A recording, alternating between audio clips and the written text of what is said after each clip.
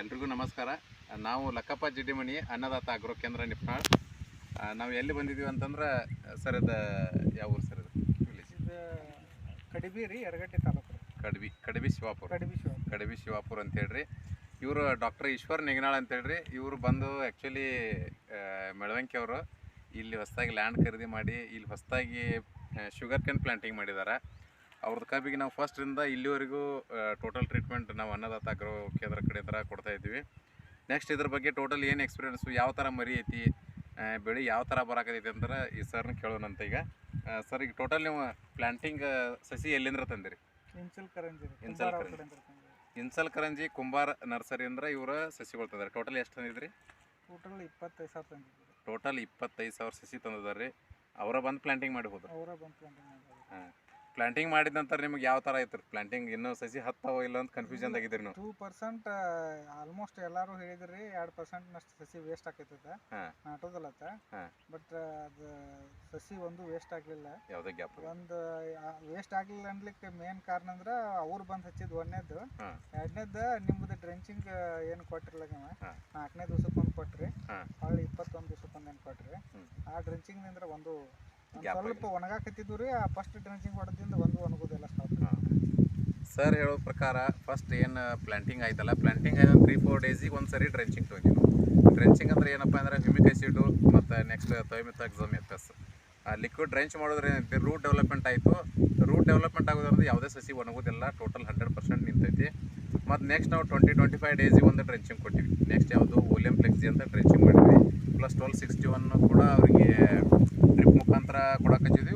ಸ್ವಲ್ಪ per acre 1 kg ಥರ drench ಮಾಡಕ್ಕೆ ಹಚ್ಚಿದ್ವಿ. ಅವಾಗಿಂದ ನೀವು ಇಲ್ಲಿ ಮರಿಗಳ ಸಂಖ್ಯೆ ನೋಡ್ಬೋದು. ಟೋಟಲ್ ಫೀಲ್ಡ್ ಎಲ್ಲ ಫಸ್ಟ್ ನೋಡ್ಬೋದು. ಸರ್ ಇದು ಅಷ್ಟು 4 ಎಕರೆ ಲ್ಯಾಂಡ್?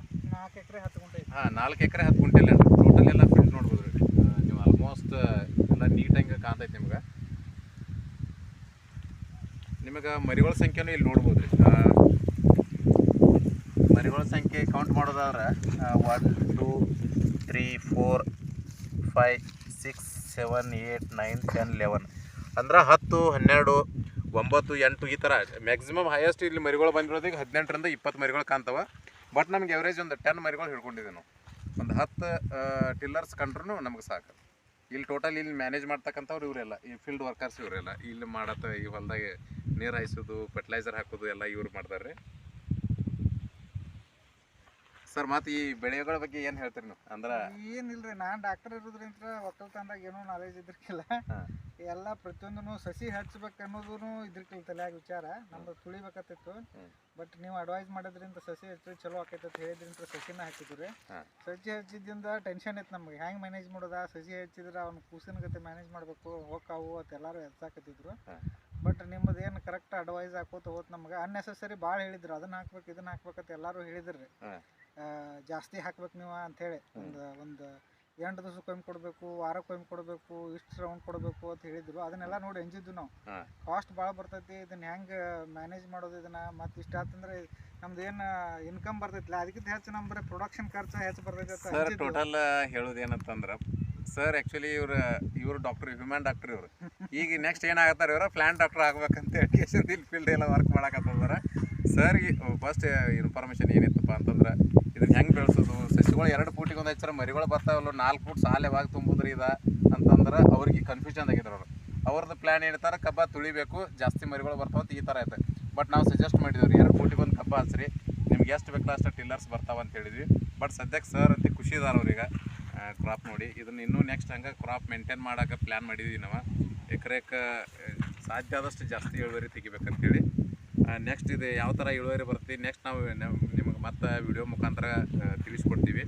ಕಬ್ಬು ಇನ್ನೂ ಒಂದು 4 ತಿಂಗಳಾದ ನಂತರ ಹೆಂಗೆ ಇರ್ತೈತೆ ಅಂತ. ಕಬ್ಬಿಗೆ ಸರ್ ಟೋಟಲಿ ಒಂದು 50 ಡೇಸ್, ಒಂದು 50ದಿಂದ 55 ಡೇಸ್ ಆಯ್ತು ರೀ ಈ ಪ್ಲಾಂಟಿಂಗ್ ನೋಡೋದು ನೀವು.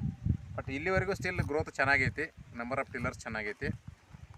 ನೆಕ್ಸ್ಟ್ ಇನ್ನು ಒಂದು 80 ಡೇಸಿಗೆ ಹೆಂಗೆ ಆಗ್ತೈತಿ ಕ್ರಾಪ, 90 ಡೇಸಿಗೆ ಯಾವ ಥರ ಬರ್ತೈತಿ ನೆಕ್ಸ್ಟ್ ವಿಡಿಯೋ ಮುಖಾಂತರ ನಿಮಗೆ ತಿಳಿಸ್ಕೊಡ್ತೀವಿ. ನಮಸ್ಕಾರ.